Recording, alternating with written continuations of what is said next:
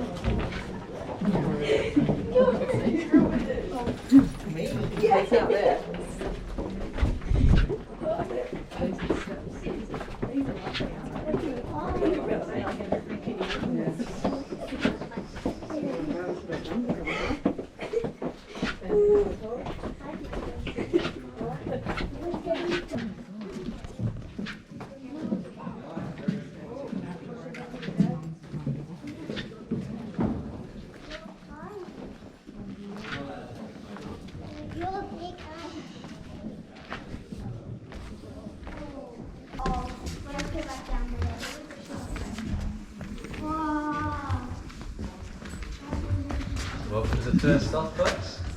Unreal. Now, once we're all on the platform, we'll have a bit of a chat about what's going on down here. Probably be able to see some big tree roots coming down to the right of me. Wow, tree. Another big one just here. And then I call this the beard in the corner. Those are some tree roots as well. And then if you look at the background, you can even see some more in there. Wow. There's one right there. One over here, and a big flowering one, pretty cool. So what do you think tree roots are doing in a cave? Why would they be down here? From a tree. From a tree, yeah, absolutely, from a tree. I'll talk all about it shortly, don't worry. So I would like to actually officially welcome you into the cave now, because we are in Jewel Cave. The entrance we've just walked through, that is a man-made tunnel that was dug out in 1958. Jewel Cave was open for tours in 1959, but it was discovered in 1957. And of course, when they discovered the cave, there was no tunnel. They had to come through the natural entrance, which is down through this hole up in the roof. Now, the first person to come down this hole, his name was Cliff Spackman, of course, back in 1957. He was a local barber in Augusta. And when he found this hole with his friends, he thought, yeah, I'll jump down the hole, see what's underneath. So he tied himself to a tree and started to lower down the hole with his two friends holding onto his rope. You'd want to make sure they were some good friends of yours. Let go of that rope, you're not going to have a good time. But they were good friends, they held onto him the whole way down.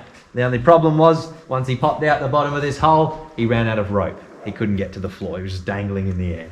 He had a little torch on his head, it was a carbide lantern. He turned that on, and when he looked over behind me over here, he could see most of that part of the cave. His light would reach that far, because it's not too far over there. He turned around and looked over that way, and his torch did not light up the other side of the chamber. So he knew he found something pretty interesting. Now, did many of you notice when you came through the entrance today, there was a slight breeze coming out of the cave? A little bit of wind? That's because this cave is so big, the air pressure down here wants to be the same as the air pressure outside. That's how they found the hole. Take away that entrance, all the wind was coming out through this hole. So if you're walking through a forest and there's a little hole with a bunch of cold wind coming out of it, wouldn't you be a bit curious as to what's underneath? So that's why the man jumped down the hole, if you're wondering.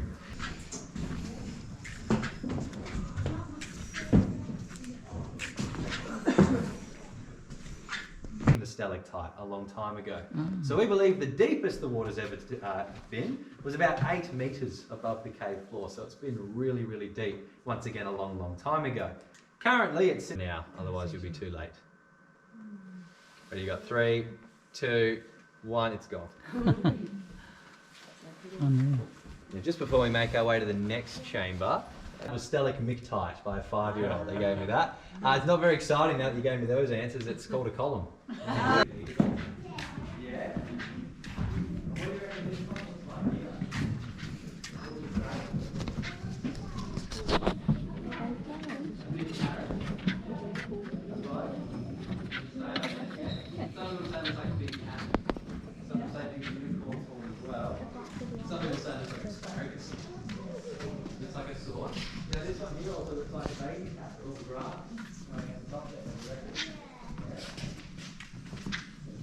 I asked an 85-year-old man what he thought this one would be called. No, it wasn't anything like that. So many times we go there, he called it a selling lady. Didn't know which way to go.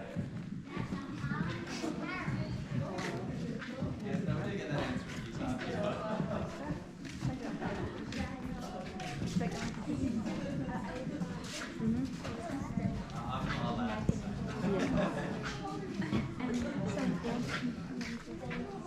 Looks like a bit of greenhouse here. grandfather clock. We call these pendulite, so they're where the straw was touching the lake a long time ago. And every drop coming from the roots had a piece of for a very good reason. But from this point on, whoever wants to lead the way, we're going through the plastic tube to the red crystal. Just make sure you touch the red crystal and nothing else, because if you do touch any other crystal, you'll end up like the cave ghost against the wall. Stuck in Jewel Cave forever. You seen her up there? White hair and white dress. She was on my tour 3 weeks ago. It's just a bunch of shawls against the wall. It's not really a ghost. But I do recommend you look at these from the other side because they are really, really shiny.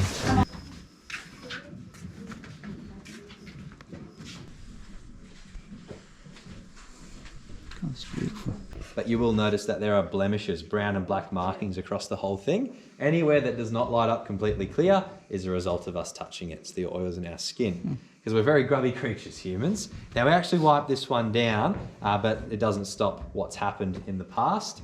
This one here though, if you want to touch a piece, we encourage you to touch this because, you know, it's the sacrificial rock. We take all the abuse out on this one here.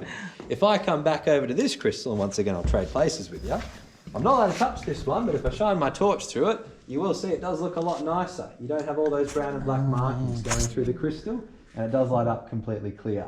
So we do really appreciate you looking and not touching the crystal. That is not just something we say, we honestly do mean it. But That was the cave tour, guys. Bloody fantastic. Really fantastic. It was worthwhile going, I enjoyed it. Got a bit of video, I'll put it up. But yeah, I got some video, so you'll get to have a look, be able to hear some of the information they gave us. But wow, just blew me away. Absolutely unreal. Very good, worth the tour. That's the 2 major tours done. Loved it.